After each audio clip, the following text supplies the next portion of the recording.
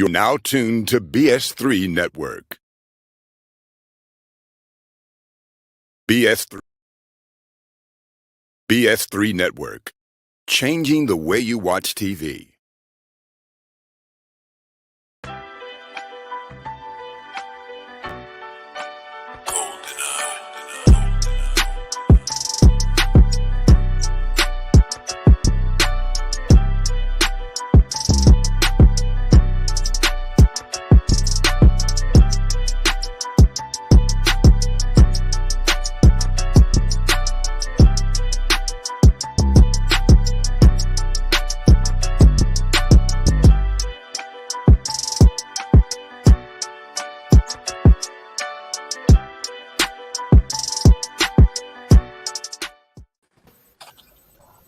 Welcome to another episode of Queen3 King.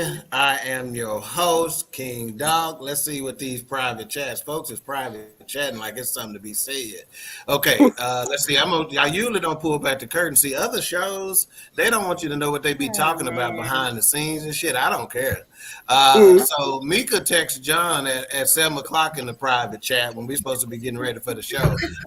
And it reads as follows. I am going to order the cake, John, probably for the new year. I have been dreaming about it since you said it on the show. Dreaming about it. And the comedian John Yoggi says no problem in all caps. Like he about it. So they don't really His wife can cook. Yeah. So I want the cake. That is great. Give us a chocolate cake. So how are you guys? How's everybody today, man? How y'all doing?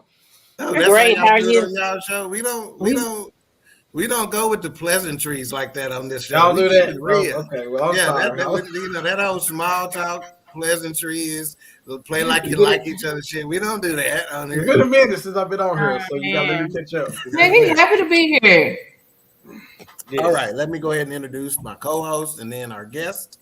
Starting first, all the way north in the tornado zone for the day, almost in Van Augustine. Ooh. I don't think nobody called and checked on her or nothing, but it looked like the tornado knocked that Kango off her head, and we can see her hair today. Ain't Thelma She's also on known me. as Boney Maroney, Skinny Minnie, Darling Nikki, Coco, and the Grandma herself. What up, Queen? I'm blessed and highly favored today because the Lord spared my life. Yeah, I see. You got your Keegan's Place shirt on. Yeah. Yes. Got your little costume jewelry ring on your finger. Hold on. Boy, this The is Lord- screen. The Lord spared her. Were you walking in the storm? What's the name of that place Girl, at Richardson it was Square really Mall y'all bad used to go over to? here. That came out of Claire's Boutique. Ain't that the name of the place? Yeah, I don't shop there anymore. It's too expensive. I still go there. All right. And next, the educator queen who is fresh out the penitentiary of Facebook. She need to get a new attorney because I get out. I don't ever whenever they bring charges against me, I always win by disputing them. But apparently, she know a lot of good attorneys too. Don't you know Lee Merritt? Ain't that his name? You know, Yeah. Dallas and a couple. They couldn't get you off. I ain't calling for that. Yeah, you gonna save him till you really need it, huh? Yeah. It wasn't the civil rights. You gonna call it when Sean Rao reporting on the shit you done did.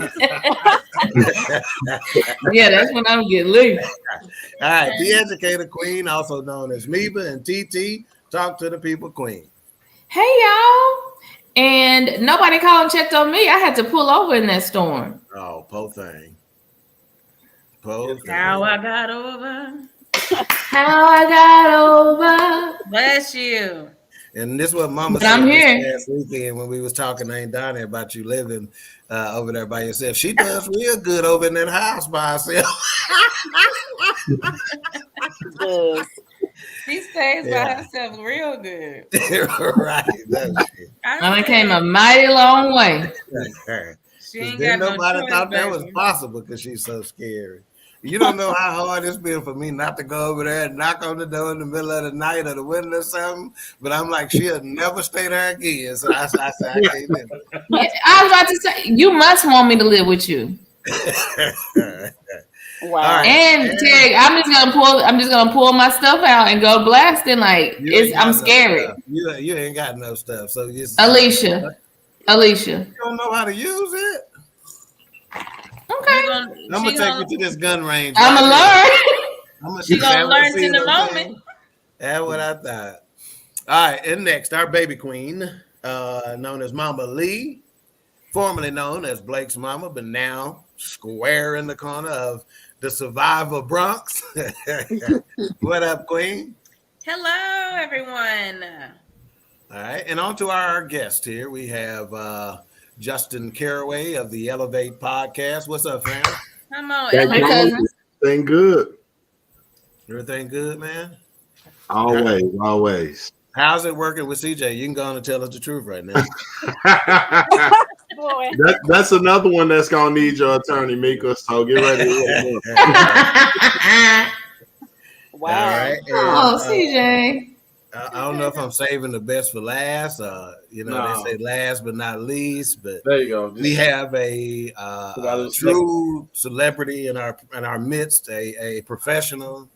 And when we had Mike James on, he called me every day trying to make sure he could get on next. Oh my God.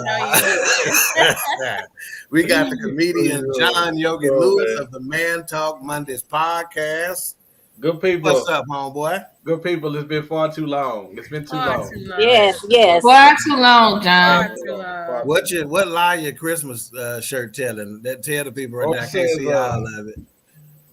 So the nice list is overrated. So okay, it's telling the everybody truth. gonna get on that. Everybody ain't getting on that list. Yeah. So we settle for the other list. Yeah. All right. Well, I wanted you gentlemen on because today's episode is Fuel of Fathers. Again, we got special guest John Yoggi Lewis of the Man Talk Monday show and Justin Caraway of the Elevate podcast. But obviously, we know that there are a lot of posts and memes and content out on social media about fathers and baby daddies, and we remember the skit where we thought they were doing the real deal, where he brought his kid McDonald's and didn't bring her other baby son. And the uproar that caused. Boy, let me put it to you like this. If they want to attack America and get the black people out, all they got to do is put some controversy online. We'll miss everything here. We'll wake up in the morning and it's been done scud, missiles done been dropped and all that shit. And we ain't saw nothing. We on Facebook. But I wanted to play a portion of this interview with Derrick Rose. And Justin, you're going to be very familiar with who that is. You too, likely, John. NBA player. And he talks. I'm not going to play all of this. I'm going to play about 3 or 4 minutes of this until he gets to the meat of it. And this is what inspired this episode. Like years ago, my man Fluky, he got a situation with some producer out here, Coptic. Shout out to Coptic. He was down with Bad Boy. We went out there to kind of like get his buzz going, and he took me with him because he knew me. Yeah. You know what I mean? I feel you. So we went out there on 75th, and I was like, "Yo, where the store at?" We go to the store. And he called his sister, and his sister came out with the hammer. Yeah. And I'm like, word. Like, this what we doing? And she's like, yeah. We walked to the store. I don't want to rob the store. I just want to go. No. She was like, you know what I mean? And I saw it. Remember seeing the siren lights at all the corners late at night. And I was like, damn. How you supposed to feel like a human being out here? You know what I'm saying? Like, yeah. It's like talking about the camera. With the all night long, these lights is just running. Yeah. I'm like, yo, this shit crazy. Shit was bugged out. Did you ever read the Benji book? No, I never read it, but I got the knowledge behind it though. Like I said, understanding like the lessons that they were trying to teach me at the school. Like he ain't put progress reports better be right. Report cards better be right. In school, any of that, he wasn't playing around, bro. So it's like, all right, like we got to walk this line, because if we don't walk this line, we letting down our teammates if we can't play in this game. Right. So it's like a brotherhood that he was building, and it's still to this day where it's like you come from me, you know what it is. It's like it's a straight brotherhood. Right. We got Jabari Parker that played in the league. We got Kendrick Nunn right now that play for the LA Lakers right now. You know what I mean? Like other guys that Taylor Horton, THC, like it's other guys that's from the program that's in the league right now, and they came from like the foundation that Hambrick laid down. What was Pops at this time?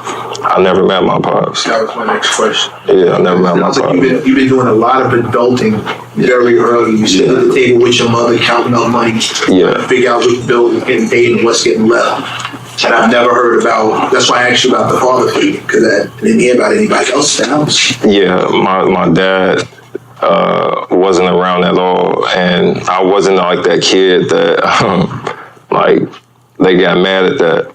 Like I took it as like motivation, where it's like, nigga, I'm gonna smash everything that he even wanted to dream about.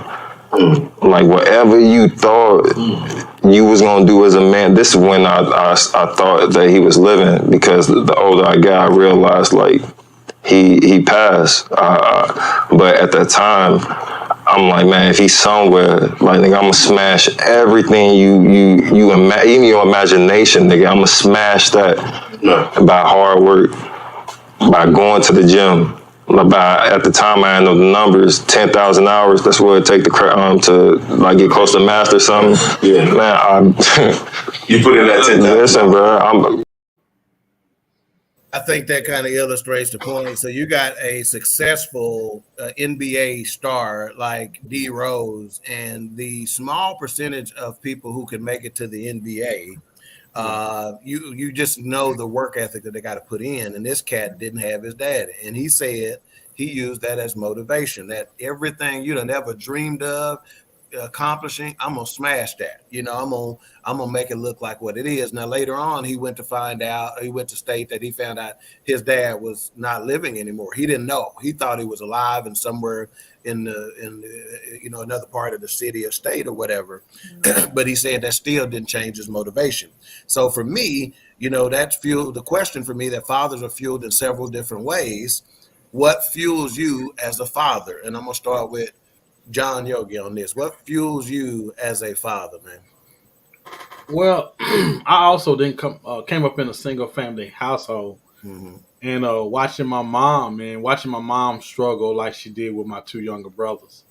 They don't remember a lot of stuff, but I was old enough. My mom had me at 15, so when she was 20, I was 5, 21, 6. So I was old enough to where I kind of remember a lot of the struggles was, man. So me and my wife didn't have any boys. We had my daughter, and I adopted two boys that wasn't brothers at different times. And they, how do I say, they gave me hell.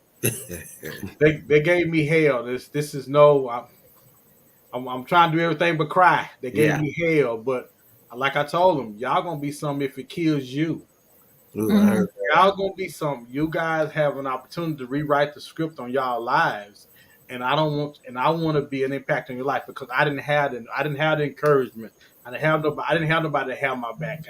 I realized as a child, man, how important it is for you just to have your child's back. They can go and accomplish the world if they know that they have a security net in you. And I just want to make sure that I had their back, so that they could accomplish anything. Now, they did quite the contrary, but that wasn't because that I didn't have their back, that I wasn't there for them. So. Right on. All right, man. Hey, Justin, what about yourself, man? What fuels you as a father? Well, to be, transparent, like John was saying, just being present, making sure that they know and understand who I am as a man and what I stand for, and trying to instill in them those values and beliefs that I have throughout my adolescence, throughout my years. I mean, we're family, so we come from a tight-knit family, and the relationship that I have with, you guys, as well as all my aunts and uncles, I want them to have that, but I want them to experience that with their father as well. you know, because I didn't grow up having a relationship with my father like that. So it's super important for me to give my kids what I didn't have. And that's something that's big for me. Okay. And Queens, if y'all want to jump in with any questions or have some insight on anything that I asked them, don't be afraid to jump in, because obviously y'all have gotten to see fathers at work, right? Whether it be your own or whether it be your husband's, right? So if y'all have had prior conversations or, had conversations with your dad or something like that you think will be pertinent, don't be afraid to jump in. So, John, I'm going to pop back to you on this aspect of it. So it's kind of tied to the first one, but I wanted to say, how has your relationship with your father specifically, is there anything specifically about that relationship influence your perspective on fatherhood and in the relationship with your son? And while you think about that just for a second, I'm going to answer both of these questions, but they're going to be kind of tied into one because I definitely have some insight on this, but I just wanted to kind of get y'all stuff out there first. Okay, well, one thing about my father that I noticed, I was 33, still waiting for my father to be a father to me. Wow. I kept giving him an opportunity. Wow. Oh, this is gonna be it. Oh, he gonna be a father. I'm 33, wrinkled and getting old and stank, and I'm still waiting for my daddy to be a daddy to me because I know I'm needing it. I'm like, oh, if he could just be my daddy, we can do this. We can play catch. We can do all. We can catch up and do all of the things that we didn't do when I was younger. Wow. And I think when he died, I was still trying to give him the opportunity to be my dad when he died. So I want to make sure that, and I haven't been a perfect dad, but man, I grade myself. I go back and check myself. I go back. Okay, John, what could you have done better? Self-evaluation. Yeah, what could you have done better? Now, John, so my son, my oldest son, we needed some money for something. And so I started driving Uber and Lyft. And so I was making so much money to where after the money thing was done, I still was doing it because I was getting more money. And he came to me and he said, "Hey, Dad,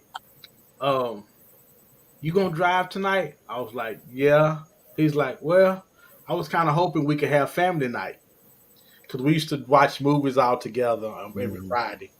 And we had got away from that, and we never went back to that. And since then, me and his relationship has never been the same. And so oftentimes I'm reflecting back on how and what I could have did to make things different to us. And I often come back to that. So with that being said, my regret is that I didn't take full advantage of all the opportunities that I had to be a better father than I've been. With all that I've done, I could have still been better. Wow. Yeah. And I think if we're all being honest as fathers, there's always room for improvement, right? Ain't none of us hitting the mark. Even, you get those compliments and accolades as being a good father, you still know, shit, there's so much more I could have done, Before I go to Justin on this, we got Blue Streak Freak in the building. Theodora. Hey, what's going on, sweetheart? We also got Keisha in the building. She goes, "Good evening, gorgeous family. How you doing?" Hey, Keisha. All right, Justin. Hey, so ladies. that part of it, I'll kind of reread it for you. But how's your relationship with your father influence your perspective on fatherhood and your relationship with your sons? Well, for me, I developed a relationship with my father later on. We lost him again. He way out in the country. So he may be experience some technical difficulty. So I'll go ahead and give my answer. So for me, me and Nikki, the season queen, we, got the same daddy. All of us got the same mom, but we got the same daddy. And then we got a bonus dad and Lily and Mika's dad. And so our mom and dad split up when I was about 8 years old. Okay, I was in the third grade, so I was right at 7 or 8 mark. And unfortunately, when our mom and dad got divorced, we got divorced. We went from spending weekends and whatnot over at our grandmother's house and interacting with that side of the family to not interacting with that same of the family when the side of the family when the divorce took place. Okay. And so during that time period, from about the time ages of 7 and 8 years old up until about the time of 12 years old or so, when our mom met Mika and Lily's dad, my mom was a single mom, right? Working 2-3 jobs to make ends meet. And one of some of the things that took place that helped influence what I did with my sons is Chuck, our cousin, and his dad would always do stuff. And I would always be the third wheel. Or if another one of his cousins and their dad was with him, I was the fifth wheel. Okay. And so when it came time to, go do stuff, whether it be go to ball games or go out to get pizza and video games or whatever, I was always the kid there with no daddy.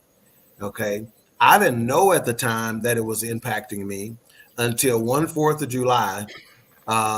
We were at my Aunt Thelma's house, and Charles and Hubert, which is my uncle, and his brother were getting ready to take out their sons, which is Chuck and Bert, to pop fireworks. And of course, I was around, so they were used to me going around. This would by no means would have been the first event I done been the fifth wheel on. It was a regular occurrence. So of course, they just assumed, hey, we getting ready to go. Are you going with us or whatever? Well, back then, kids don't understand this. We didn't tell our mamas what we was getting ready to do. We wouldn't ask them, Mama, can I go with Uncle Charles and, Hubert and them to go pop fireworks? She goes, no, you don't need to. You just need to come on to the house. I said, okay. And I didn't argue. I didn't stick my lip out. I didn't do nothing. I just said, okay. And my Hubert's wife, Dolly, she says, I ain't never seen no kid not argue back with their mom after being told to do something. I didn't understand until I was about 30-something years old, my late 30s, maybe my early 40s, that the reason why I was okay with that is because I was tired of being the third wheel or the fifth wheel. And not having my daddy there. I didn't know. It wasn't because guess what? We didn't talk back to our mama, but that didn't mean we wouldn't do no little pouting and stuff like that. But the reason why I didn't do it then is because deep down, I was sick of the shit anyway. Yeah. Because I still right now at 51 years old, vividly remember times at 8 years old being in the bowling alley and my daddy the only one not there. Everybody else there got their daddy. I was a kid. I should have been focusing on having fun bowling. It's a great time. The only thing I remember about that bowling trip was that I was the only one that didn't have my daddy. So that type of thing is what influenced my relationship with my sons growing up. And even my sons who lived out of state, my twins that lived out of state, when they were in town, we had an action-packed summer of making up for the time that I didn't see you during the year. And how I got them is if they got out of school on a Thursday afternoon, I was there Friday morning to pick them up. And we was back in Dallas Saturday morning at 8 o'clock, going to Goodwill to get their summer clothes that they play in. They play clothes, because when we went to my auntie's house and my mama's house and stuff, that's when they bought the new clothes I bought them. But when they just outside playing, y'all wear this shit I got out of Goodwill. You know what I'm saying? That's how we did it back in the day. But that's why. And they didn't go back until maybe a week before school. Because I was trying to make up for even that little time that I lost during the school year, right? But in terms of Chico and Jasmine, my kids that lived with me on a daily basis, it's the reason why I behaved the way I behaved, because like I said, I didn't have my daddy there during those times, So it has definitely changed my perspective on fatherhood. And again, just like Justin said, I still fall short in some ways. And I believe because of my relationship, and again, with my kids, and my daughter happens to be on here right now, my oldest daughter, because of my relationship with my kids, as I got older and started going through things in life and they got older, they have been here for me in a way. Like right now, Shay done been with me at the toughest time in my entire life, and it is because of her that I was able to get through it. And when she was going through tough times in life, I told her, I said, girl, it's something that can't neither one of your brothers and sisters ever take away from you.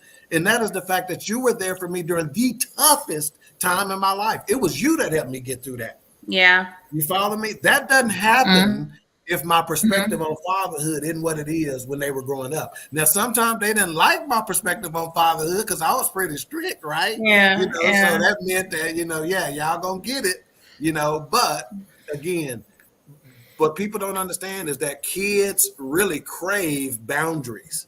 Right. They really do. That's when you give kids boundaries, Structure is good. Love to them, Yeah. man. When you don't, they interpret that as something else, man. But even just piggybacking on what you're talking about, And John about to cry, I can tell. Go ahead. Even with your kids living hours, It's right here. even with your kids living hours away, just outside looking in, you've never missed a beat with them. Yeah. And I think that's something that each and every one of them would say. Yeah. You've never missed a beat. You've always been here. The grandkids know that you're always present. They know they can always call Papa whenever something is needed. So it's really crazy because a lot of the times when you talk to guys that never grew up with their parents, that's what their motivation is, or with their dad, I should say. That's what their motivation is not wanting to be like him, not wanting to repeat that, and breaking that generational curse. And unfortunately, we don't have any of them. We don't have any of them on the panel today. But there are some men who allows the fact that their dads wasn't there for them, give them an excuse for not being the man they need to be today. So everybody didn't take the same approach that D-Rose took, and John took, and Justin took, and I took. Very true. So you see that all the time. Yeah. Okay, just to catch up on some comments. Okay, we got Keisha. CJ's in the house. He says, "What's good, y'all?" Hey, CJ. Carol, Miss Cece, I don't know how to pronounce that. She goes, "That's me," and I don't know what she's saying. That's me part. I don't know if she's. I think it was during your story that she was saying it was the same thing for her. Okay. Shay says, "You're the best. Thank you, thank you, thank you." And then she goes, "I love you too, baby." And then she says, "Still to this day, I'm 32, never missed a beat." Yeah. I probably done miss some, but I try to cover them up as best I can. Let's see. Craig said, "Me personally, man, I can't hold back tears as you speaking. People really don't understand the impact that fathers are responsible for. I was fueled by that. May not have been the best dad, but I damn sure was consistent." That's right. And sometimes, she said about the Goodwill. Oh, that Goodwill, the summer clothes. Hey, I go spend $30 and they good for the summer on play clothes, girl. That thing that fuels you. And what Craig talks about, me and Craig talk all the time. Let me just say this. Once a month, we crying at the barbershop about something, because we have those deep conversations. I'm just gonna fire Justin probably because he done dropped off here 5 times. But we had those deep conversations, and one of the things that we have that a lot of people don't understand is that fathers so often, man, cover for folks in ways that they never are even aware of. It's like that's what I'm trying to do. So we done all been riding in the car and mama hit the brakes and she stick that arm out so you don't go flying into the dashboard, especially back before seatbelts was legal, right? Yes. That is a perfect illustration of what dads do, and I've seen them. It's like we are working to try to prevent you from having to go through an issue that you don't need to go through. Now, of course, we all know that sometimes it is best for you to go through it because a lesson bought is much more impactful than a lesson taught. Any comments from anybody on the panel about the thoughts that we done had before I go to the next area? I want to say something. I remember when I first met Ken, that his parents they were still married, but he wasn't in the home, and he was basically like running streets or whatever. But anyway, I remembered him telling me that whenever he had kids, that he was going to take care of his kids because he didn't want to be like his dad. And so that was his whole mentality is like I'm gonna have to make my kids be the father that my dad should have been, and he has lived up to that too for being that, even with Chastity and Keegan, and stuff. So that's why I'm just saying I just appreciate you guys, especially not just my cousins who are outstanding dads, but to my husband and my brother-in-laws and stuff like that. But I just want that's just something important, not just to the men, but to women too, because when our dad left, that was very hard for us. Yeah. Extremely hard. And I didn't get answers until days before he died. Right. Yeah. So, but I still took care of him during that time. Yeah, and I think one of the best things in this about this show is that we're gonna be transparent. Right. That's why Queen3 and King and our family.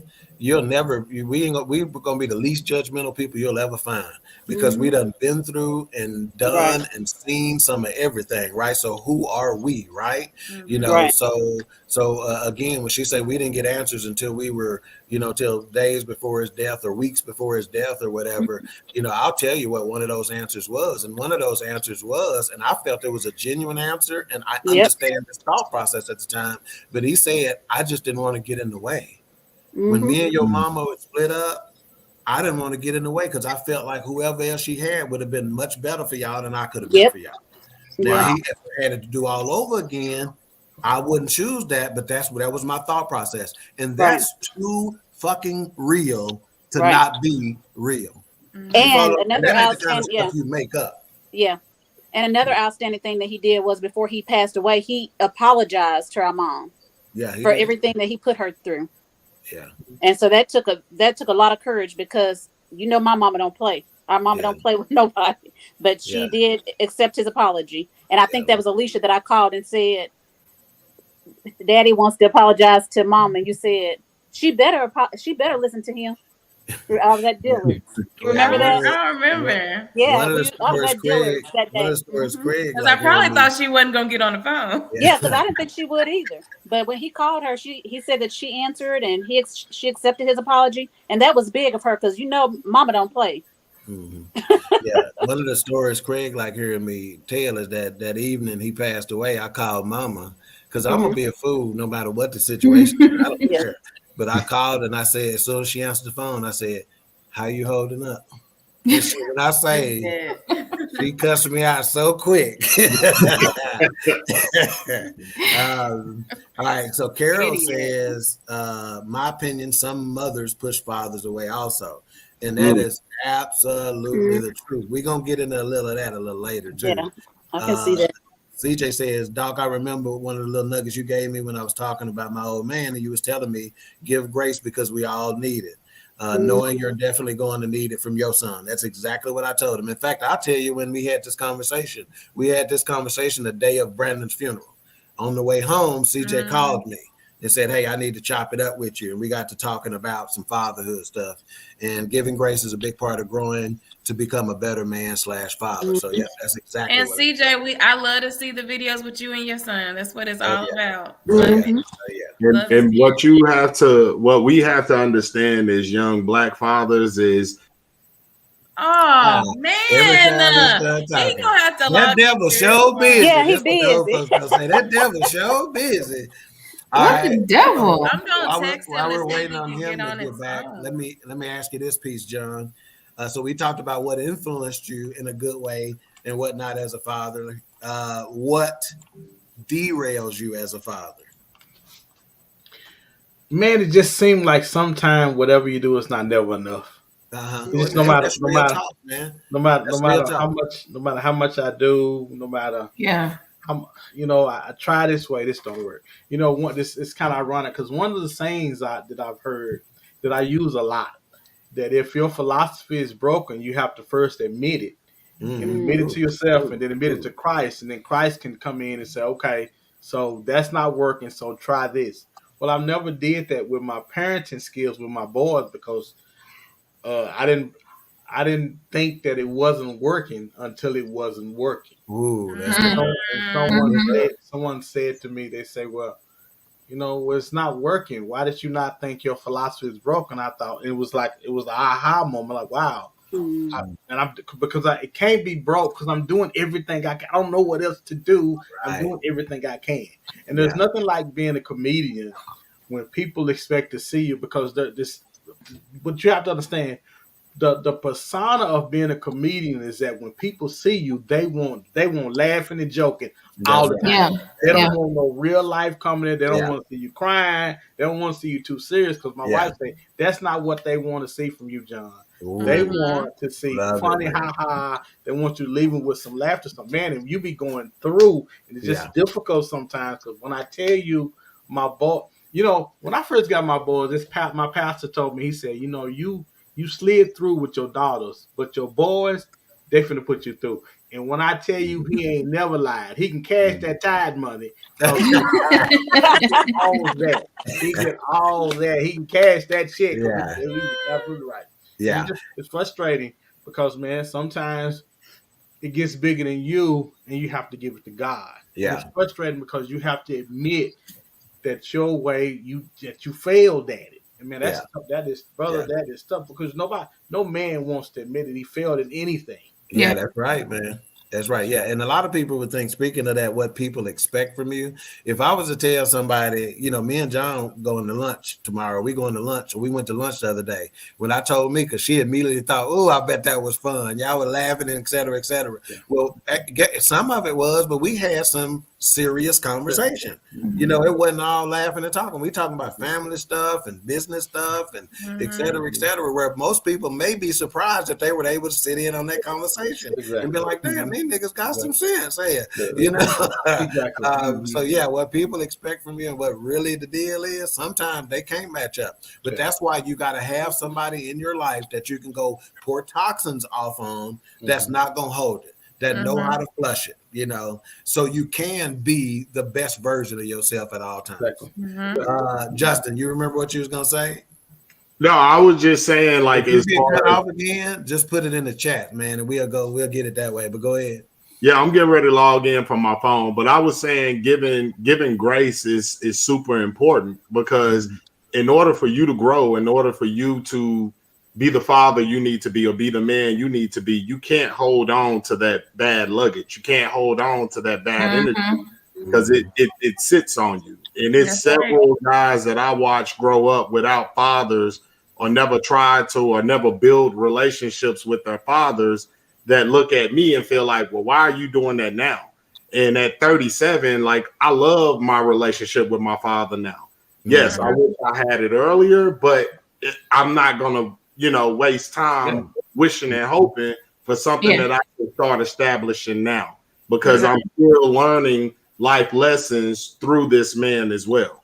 So while I have him here, I'm going to make the best of every situation I can, right? Life too short, man. Yeah. And you may have been gone and didn't hear this question. So answer this for us. What derails you as a father, Justin? Sometimes just me getting in my own way. Man pride, male ego. Getting in our own way, meaning, some things we feel like,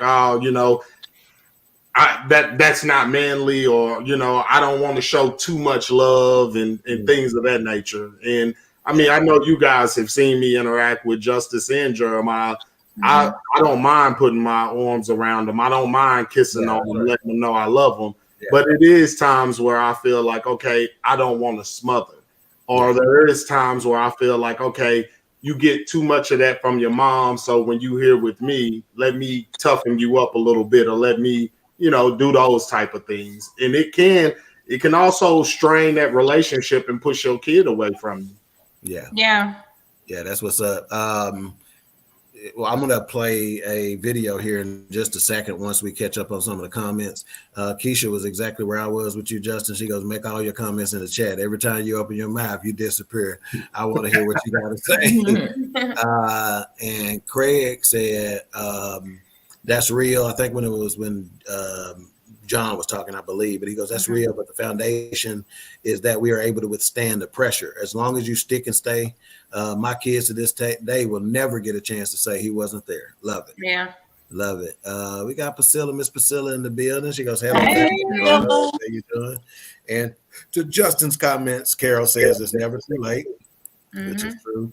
CJ said, Justin, every time I'm at your house, you slapping the shit out of Justice. What's up with that? That ain't Justin. His name is Cornbread, sir. And Craig says fathers need to show the compassionate side. That's true. It's being in touch. Now that we all woke and developed and stuff like that, it's being in touch with that feminine energy. You know what I'm saying? You got to know what it is in order to be able to give it, Yeah. So we're going to pause just a second for station identification, and then we're going to get into this other video. BS3 Network is now on Roku TV under BS3 TV. And work. You get what I'm saying? That has nothing. That's not what I'm saying. You're losing what I'm saying. No, I'm not losing what you're saying. Just let me finish. Okay. Like, I know how men work. I know how hard they can work. I know how hard they can push themselves if you let them work. Men want to work, and I know their breaking point. And I would never want to bring Champ to his breaking point. You get what I'm saying? But I would want him to, be better than me. And that's something that that's the goal of a father, to make his sons better than you. If I leave this earth and my sons is weaker than me, or not as strong as me, or is less than me, then I have failed. This is my legacy right here. So he has to be better than me. And if I can do it, I know that he can do it. And I'm going to push him close to his breaking point, but never to his breaking point.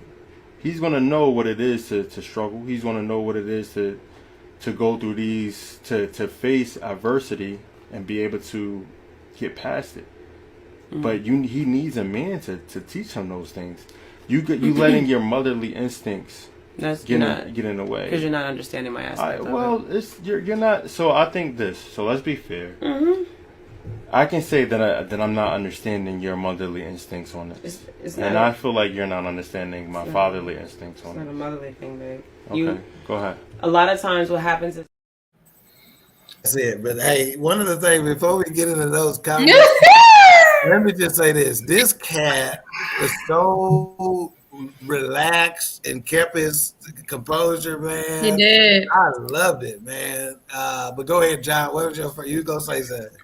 You can't tell that man how to raise them kids. Thank you. Shut up.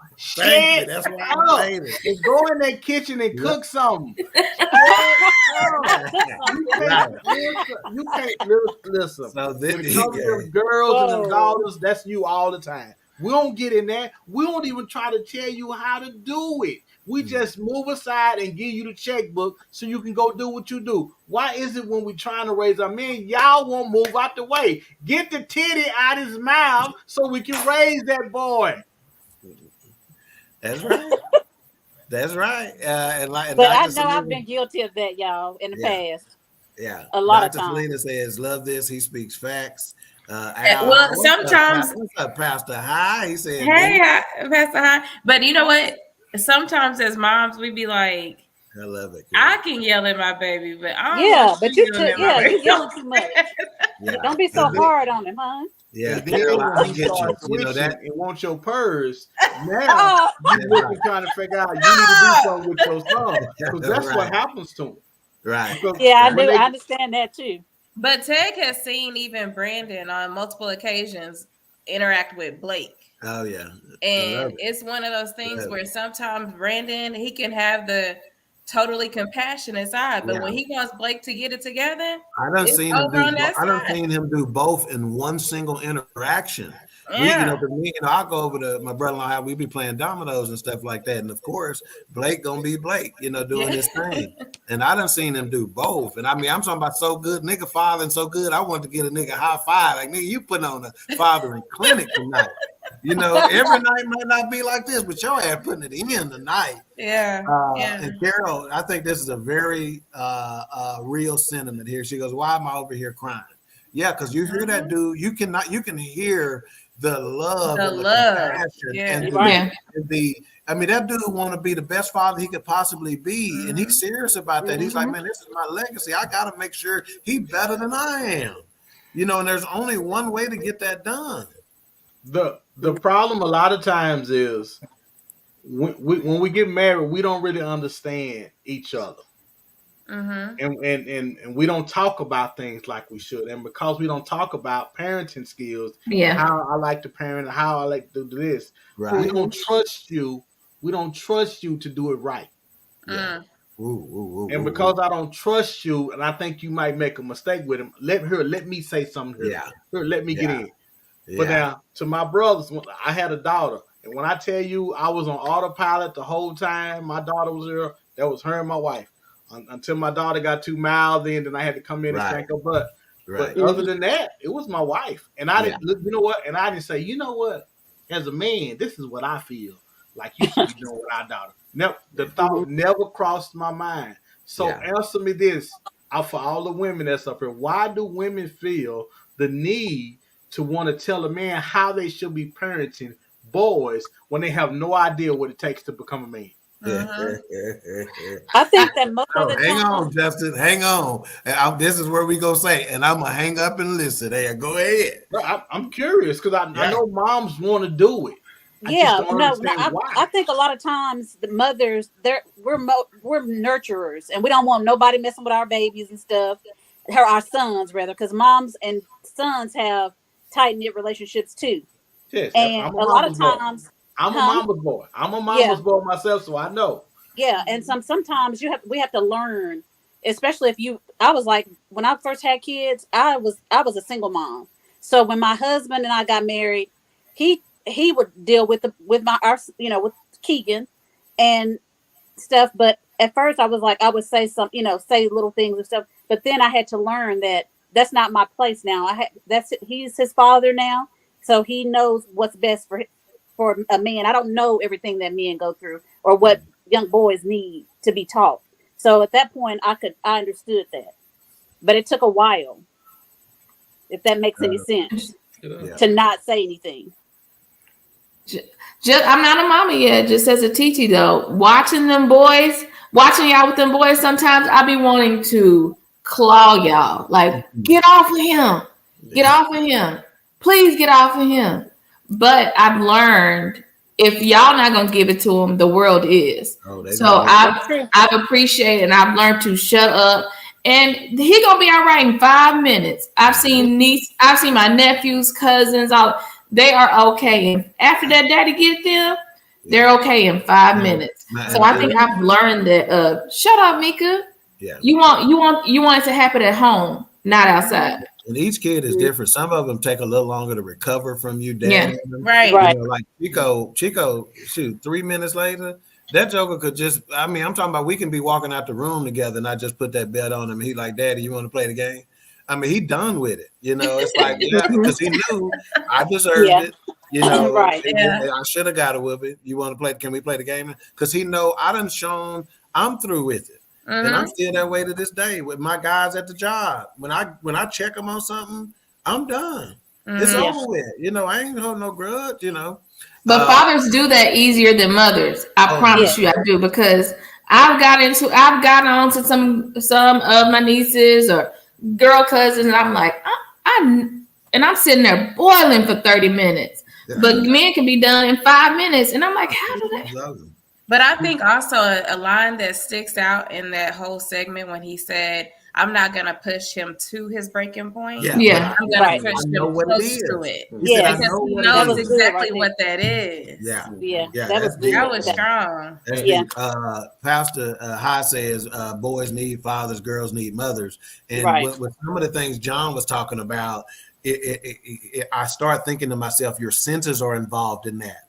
And Al High has a show called Disrespect Your Senses. And it's kind of a spiritual kind of show or whatnot. But I think the title of it is just so fantastic because sometimes our senses will betray us. Yeah. And you cannot allow your emotions to dominate your intellect. And you cannot allow temporary circumstances to cause you to make permanent decisions. Yeah. Okay. Yeah. CJ says, shit, he got more patience than me because, man, I would have charged her up right quick. A lot of dudes would have. But that's not gonna make us stop at all. Right.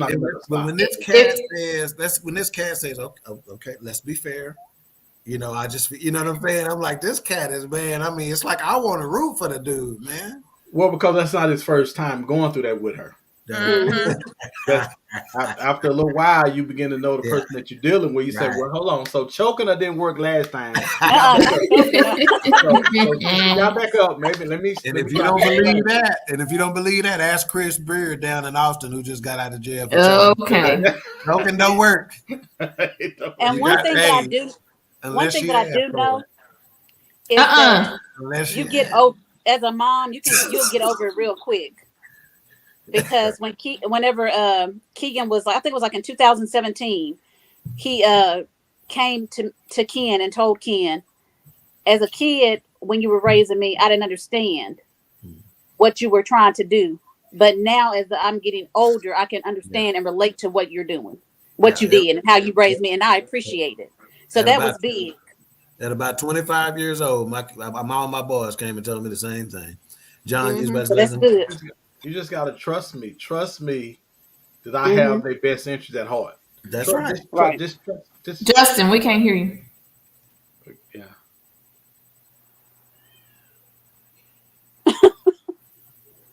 Nope. Or cornbread.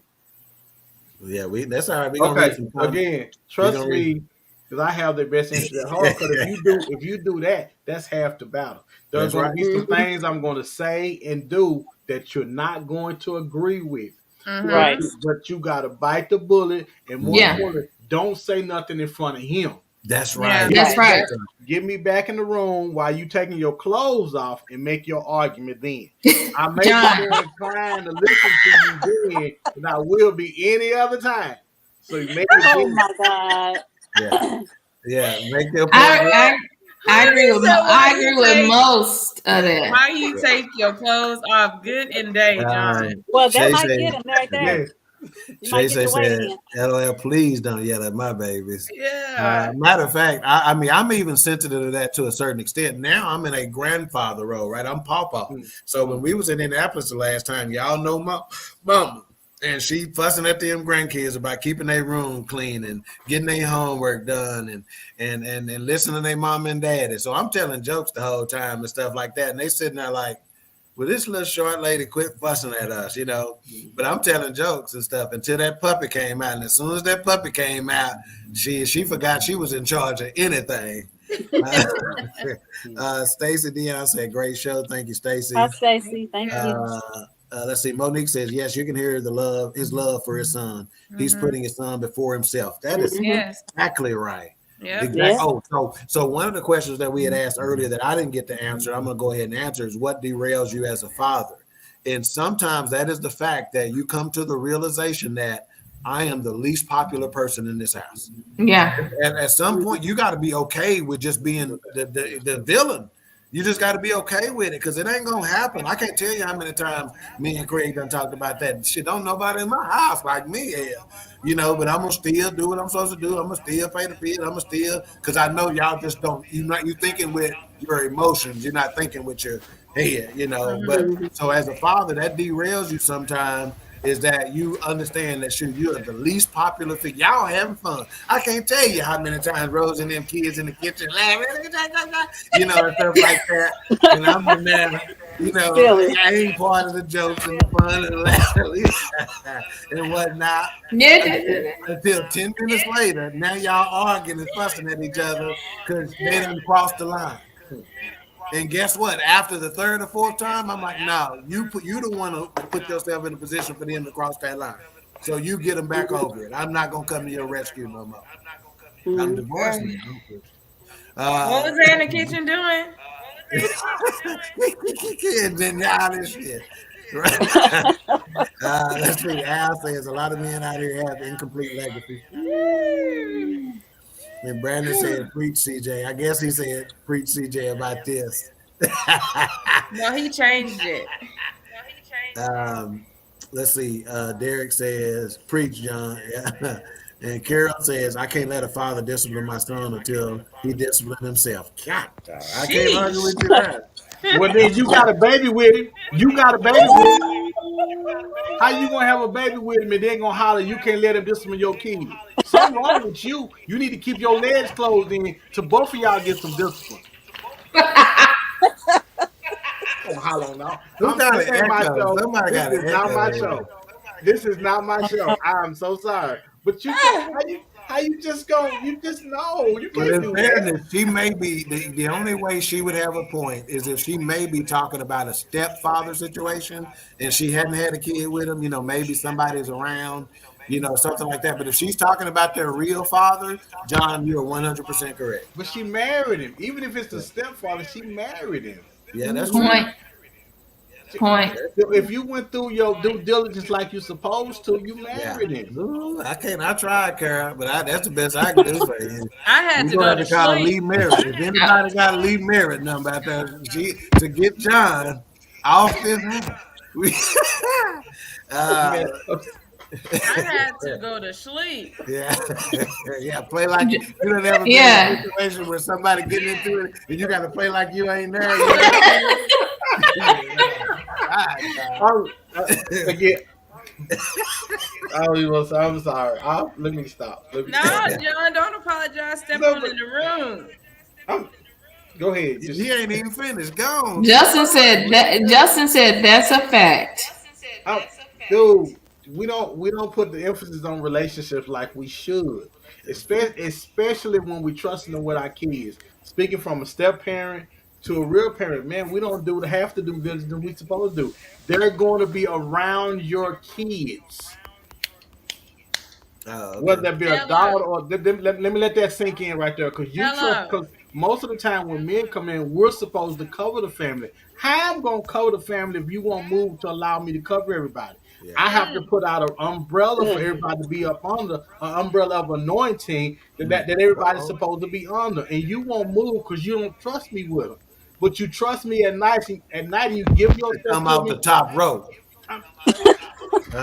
You trust me with that, then why marry me? Then keep dating me. Don't marry me. Yeah. Hey. Now, join us next week. Another episode of Queen3 King. I don't even want nobody to final thoughts. I don't want nobody to sign off. We ain't gonna play no commercials or nothing here. God, John felt like leading. Am I wrong? No. Not at all. Well, I've seen and I've heard even a video that Alicia shared with us maybe about a month ago, 2 or 3 weeks ago, maybe a month ago, where women say, I had a baby with him, but I'm not gonna marry him because I don't want things to be too serious. Child, what? Well, you had the baby because you were trying to trap him to be with you. And he has told you or shown you he didn't want you like that. But you're going to put a baby in his life to keep him around. But yet, I don't want you to be a part of that process. When you got the baby, you got the baby to keep him. He didn't want you like that. So you got pregnant. Y'all in there raw dog and act like y'all don't know what's going to happen. What you think going to happen? Yeah. What you think going to happen? I keep forgetting we're not in love anymore. I keep forgetting things will never be the same again. And a baby ain't kept a man yet. Let's see, Craig. No. Craig said, if a father isn't absent, you leave a son with no direction and daughter with no protection. These women that downplay fathers and know he is a good to his kids, you're gonna have to answer to God now later. Woo, ain't lying about that.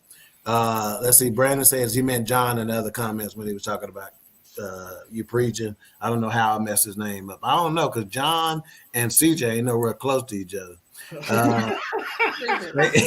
Stacy said great stuff. And Dr. Selena said, Lord, why, John? Stacy agrees with you. He goes, facts. And Keisha, she producing Justin by herself. She goes, Justin, there's an echo. I think it's on you. Good Jesus. Stacy said, my stepdad had a James Evans mixed with Joe Jackson temper. Baby, that's a house. You hear me? Couldn't even sleep good. No. And Monique said, John, Merry Christmas, Lord. And me and Stacy, I say, play dead. I don't know if you're talking about when Lily laid down or what. Because I was done, okay? Carol says, discipline itself don't mean we sleep together to him. It means his actions. No, I think we get that. Yeah. Actions, but, basically what he's saying is that John has some more. What you say, John? He should have been disciplining himself before he got the cookie, is what he's saying. It's too late to try to get him to discipline himself with a kid around. There you go. Because you don't require me to be disciplined in. You just want me to be tall and have a big penis. Yeah. Well, he said to be tall and have a big penis. That's all you require from me. Then you don't want me to have no intellect. You don't want me to have nothing to say on it. Yeah, none of that because that's not why you want me. Today, John. Jeez. I told you yesterday, I'm not in the Christmas spirit yet. I'm trying to get in it. I ain't in it. Me either, John. We told you at the top of the show, his shirt said, "The nice list is overrated." Hey, he was trying to be on it. And he living up to that. He living up to it. Thank you, Lord. And then, so Stacey, I said James Evan, and then Carol says, "Let's be real. Your son is watching who, mom or dad?" Both technically, but dad for real. Stacey Dion said, "LOL." Keisha said, "Damn, John went from tears to talking about raw dog, and damn." Stacey says, "My buddy's dad had one arm and he put it to use with authority."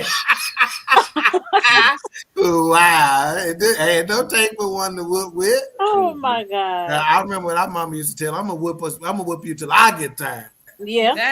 Sure did. Look at that. Justin said, "Sorry, family, I don't know what's going on." That's all right. I don't either. It's okay. It happens. It happens. All right, man. This one, I mean, we are already at an hour. And you know, when I say, man, I knew this topic was gonna be giving, you know, and as we all know, I mean, shoot, Man Talk Mondays doesn't probably talked on fatherhood 3 or 4 times at least. We've talked about parenting and now fatherhood, and this topic we're gonna have to definitely do a part 2 on this one, because when I say yeah, I need a part 2. I literally only got the top half of my page to get, you know, to the stuff we wanted to discuss. So we're gonna definitely have to have a part 2. Before I go, to illustrate perfectly how fathers should be in their son's life, the Maasai tribe of Kenya and Tanzania, or Tanzania, depending on how y'all pronounce it, one of their rites of passages is that anywhere between the ages of 7 and 12, boys go live with the men in the village or in the tribe, however you want to call it, and they stay there for 10 years before they are released. So that means once they done reach the ages of 7, 8, 9, 10, 11, 12, depending on the boy, they don't see their mama again until 10 years later, when they done been taught how to be a man. And that makes sense, because them little rascals start stinking and smelling themselves around that time. And when they start smelling themselves, it's when the mama can't tell them nothing no more. They need daddy to bust them upside their head or do something. That makes perfect sense. Yeah, that does. Yeah, they stay with him. And I'm sure it's not a situation where it's every man in the tribe, right? You know, we probably have to put in our time, you know, to go be, you know, y'all go with the boys for while the other men are still with the families and stuff like that. Mm-hmm. But needless to say, that's where the boys go until they, such a time is that okay, now y'all ready to be men. And guess what? Around the age of 30, they go back with the men again. And they got to stay another little period of time. Wow. So they can do, okay, now because the bottom line is, right, we all know that at 25 we somebody different than we were at 18. Yes, Lord. And at 30 and 35 we somebody different. So they have those, you know, they have those traditions in place to say, okay, it's time for us to talk again. He done got out there, he done started, because at that point you can't get married until you done spent that 10 years with the men. Once you get out, okay, now you're free to find a wife. You go get your wife. You done got married. Y'all might start having kids. Now it's about time for your boy to be back over here. We need to have a talk with you again. You know, so that to me, that's where it takes a village to raise a kid come from. Because that's exactly what they doing. Yeah. Hold on a second. These comments. Go through them comments real quick. Keisha says, I'm logging off. Good night, John. Stacy said, love the show. I'm now watching on my big screen. Love it, Stacy. Appreciate you. Stacy. Go ahead, Stacy. Don't knock on your neighbor, though, and tell them, too.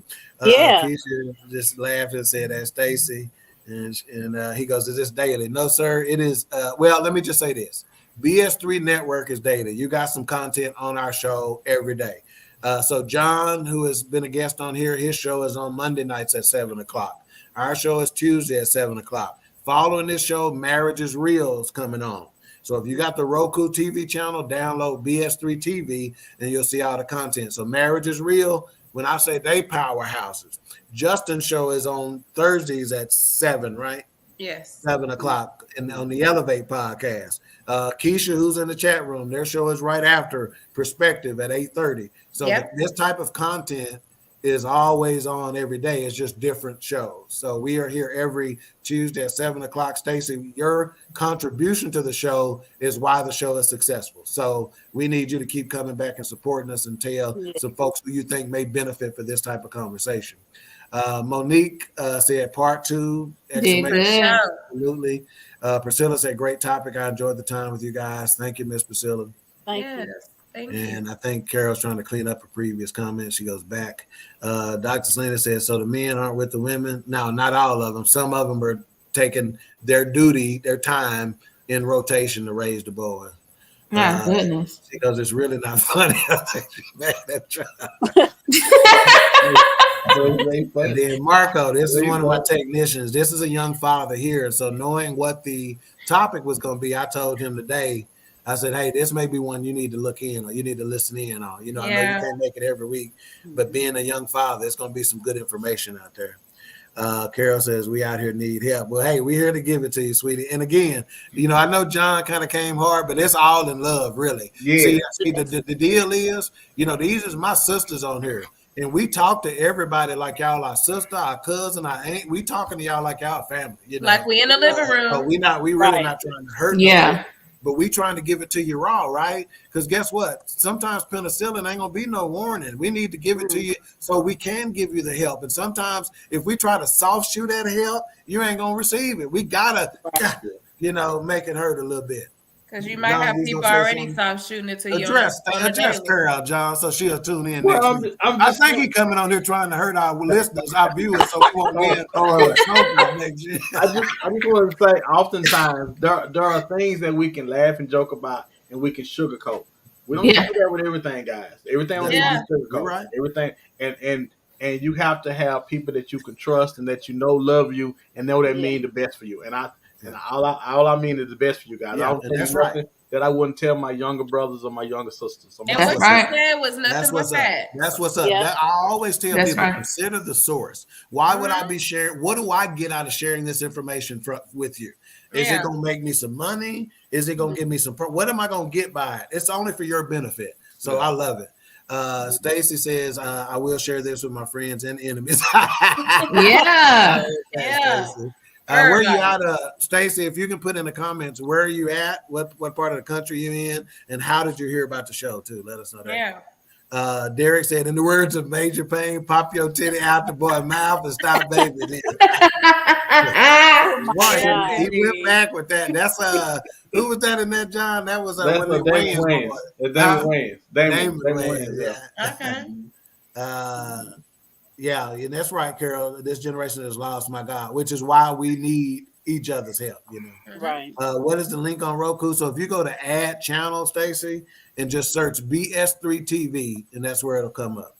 And then you can also online just go to BS3TV.com. I think that's what it is, right? BS3TV.com or BS3Network.com, one of the two.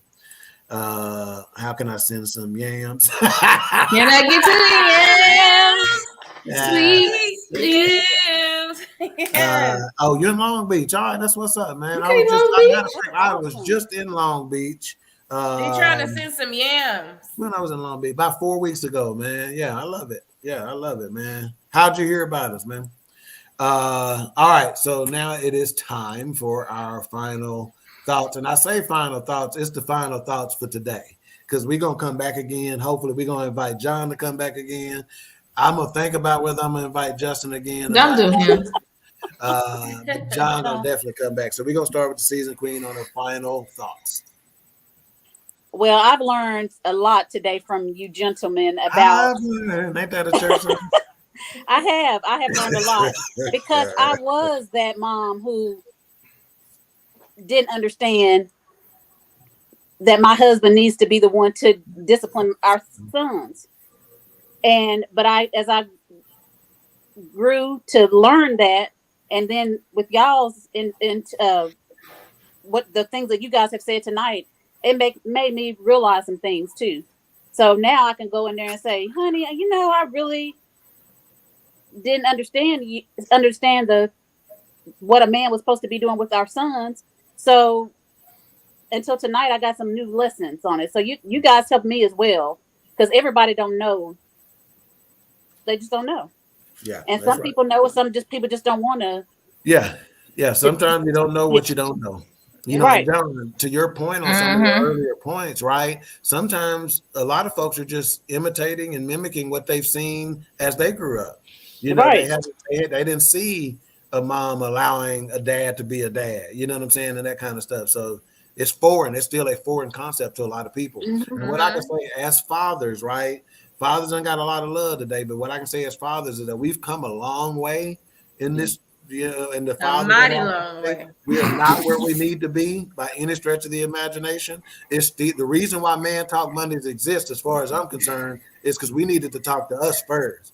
You know, the late Kevin Samuels, before he even started talking to women and started pissing off the world, he was talking to men first, checking in, right? But a lot of folks did, but the world didn't have a problem with that, right? So my point is that we still got a long way to go, and I think we do a better job of checking each other. You know, the barbershop. I'm gonna tell you right there. If you want to see us check a joker, come to the barbershop. They don't went up on their prices though. Everything, nigga. I cut $50 now, man. Did Craig ever get his dollar? $5 a week. Ted, did Craig get his dollar? Remember the last time he said that bar $1? All right, so final thoughts, Nikki. Oh, we got Nikki's Mika. On you. Mine is really quick. Fathers are needed. I don't know why we ever thought they were not, how we thought they were not, but fathers are needed. And if women would step out of the way and let them father, I think we would see a major difference, not only in our girls, but especially with our boys. Yeah. Yeah, it's gonna, when you step out of the way initially, it's gonna confuse the hell out of the dad. He ain't gonna know what to do. He gonna think it's a setup. So you need to make sure he know I'm intentionally trying to step out the way. I see the error of my ways. Let me let you handle it for a while. Don't just step out without warning, because the nigga gonna freeze up for a minute and think you trying to collect your life insurance, his life insurance. But make sure you communicate that with him. Lily, final thoughts. Thank you, John, for joining us. Justin, halfway for joining us. We appreciate you being here. Those that had the desire to give, but had not. That's what but did not. Okay. But had it not. But yes, it's just. I think this was a great show, and I'm definitely looking forward to part 2, part 3, because I think we often highlight a lot of the struggles and what it is about being a mom, but we don't really hear the dad side as often. So it's refreshing to hear, what, fuels you guys as fathers. So keep doing it. Being a parent isn't easy. So we're all doing the best that we can, but it's important that you lean on your village, have these conversations, welcome these conversations to learn more, and get out the way and let that man father. Let him father. Let him use you. Yeah. Because back in the day, they don't want to. They'll say, don't let that him be a sissy. That kid. Yeah, especially if he's tall, and got a big penis. Let him be the dad. Speaking of John. Speaking of tall. So I just want to say right quick, guys. So if you notice, the mother and the father come together to have the baby. The mother goes to the hospital to have the baby. The mother has the baby. They immediately take the baby from mother, out of mother, and give it to mother. Now, mother has to have sense enough to know when to give it to the father. The father is perfectly fine with the mother initially taking and receiving the baby, because all that the mother has been through. But again, it took both of them to come together to make that happen. Each one of them plays a valuable role. Yes. They have to know how to play their position. And the problem that we're having now is mothers have been left to play the whole position that we left for them to play. You better speak. All right, John. No, wait a minute. John, God is using you tonight. After that, and Dr. Selena is on there, so you better say it. Oh, that's my final thought. See, that's why Mama wouldn't just let us spend the night nowhere, because she knew we were gonna get over there and act the fool and show out. Show and you showing out. Yeah. But when John first started talking, I'm gonna tell you what I started thinking about. And music fans will get this real quick. He started talking about what the mother gonna do, what the father gonna do. I started thinking about that OJ song, Family Reunion, to where when he started talking, there is the father, and then one day you'll be a mother too. That's what I thought he was trying to re-record that song. Yeah. All right, and my final thoughts are just this: I cannot wait to part 2. Yeah. Again, to me, the best of fathers out there maintain a teachable spirit themselves, because we are always learning and always evolving. And for our father, so we got 2 major lessons today, right? There were several little nuggets out there, but 2 major lessons. And the first one's for the fathers. You got to self-evaluate. John gets credit for that, right? Self-evaluation, big thing, right? I got to check myself, because you have to evolve. Why you got to evolve? Because your kids going to evolve. You can't parent them the same way at 5 as you did when they 10 or 12. Some things are different. So you got to evolve as they evolve. So self-evaluation. And then number 2, for mothers, big takeaway, take your hands out. He going to be all right. If you're with somebody, if you trust somebody enough to sleep under the same roof, and you sleep with both eyes closed, and y'all in the same room, and you trust them to do that, but you don't trust them to raise your kid, you may want to be, you need some self-examination, right? Yeah. So take hands off a little bit, talk about it. And if you know that you've been guilty of that, go to him and say, hey, I've been a little too protective of him.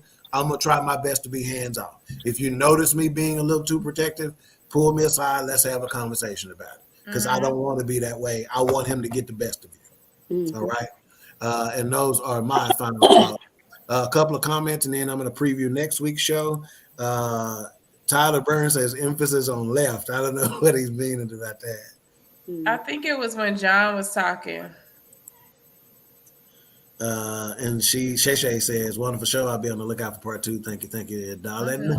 All right, next week, I'm excited because we are getting this guest back. And that is Andre. Okay. Hey, good. He will be back. I've been talking to him quite a bit, lately. So he's going to come back. And we're going to do Christmas in the City. And all that's going to be about is we're just going to tell some funny stories about Christmas. We're going to talk about maybe some of the lost traditions. We're going to talk about how back in the day, all Nikki used to get for Christmas was an orange, an apple, a peppermint. From the Church of God in Christ. 2 or 3 walnuts, right? And that little old stocking. Yeah. It's a great thing, wasn't it, man? Yeah, Church of God in Christ. So yeah, we're gonna just tell some funny Christmas stories. And it's gonna be a light show. Okay. She says you all they gave us, John. Or left to be the father. Okay, got you. That's what she was talking about when John said left to be the father. Yep. The emphasis on left. Okay, got you. All right, so yeah, that ought to be a fun show. So join us next week, same bat time, same bat channel, 7 p.m. And if you got some funny Christmas stories, you got funny Christmas traditions, we're going to talk about the best gift you done received, the worst gift, how do you act when you get some shit you know you don't like, all that kind of stuff. So we'll talk about that next week. And again, we certainly appreciate your support and love on Queen3 King, and we will see you on the next episode next Tuesday, 7 p.m. Are we smiling or what are we doing? The Queen Bee has arrived. You know. What's your out then? So I'm gonna start with both of y'all's hands right here. Look for my thumb. Look for your thumb. Like if you can see my thumb on this mic.